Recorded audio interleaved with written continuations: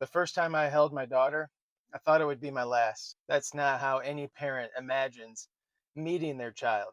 It was 11 years ago I held my daughter for the very first time. Not right after she was born, it was 24 hours later. I wasn't thinking about her first steps or her first birthday or what she'd be when she grew up. I was wondering, is this the last time I'm ever going to hold her? She had been born with multiple anomalies. No diagnosis, no roadmap, just doctors coming in and out of the room.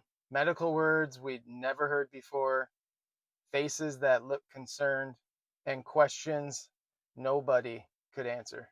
A few minutes after I held her, they took her away to surgery.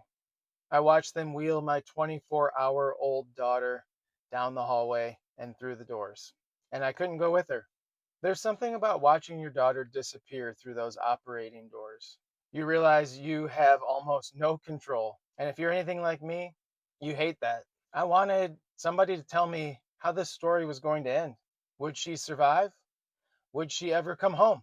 Would she know who I was? Instead, all we got was uncertainty.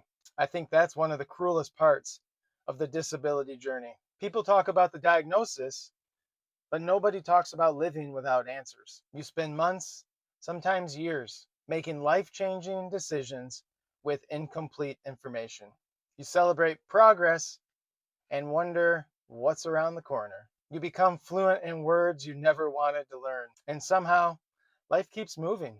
Looking back now, I don't think God wasted that uncertainty. I still wish it had been different. If I could go back and take that fear away from my younger self, I definitely would.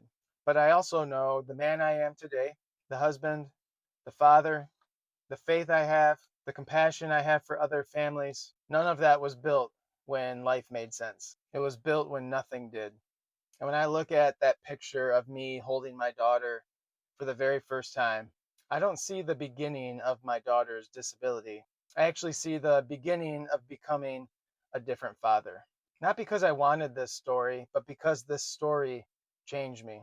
And if you're sitting in the hospital room today, or waiting on another phone call, or refreshing your parent portal, I won't tell you everything's going to be okay because I don't know.